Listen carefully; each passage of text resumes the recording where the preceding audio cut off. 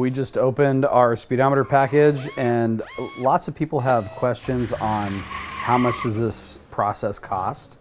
The process to pull the speedometer apart, clean the inside of the glass, replace the gear, that's about 213 bucks in labor.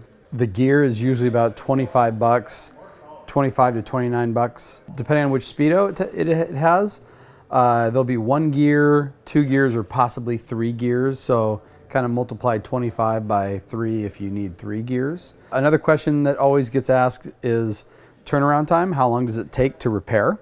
It takes 5 days or less once I receive it, not including shipping. So, shipping can take anywhere from 1 day to 5 days, depending on where you are, or maybe even 20 days if it's going out of country. This is a really nice one out of an 89.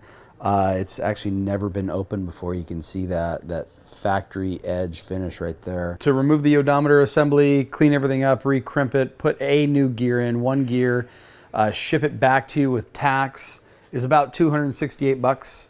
If you need 1 or 2 more gears, add $25 to $60. If you feel comfortable with that, ship it.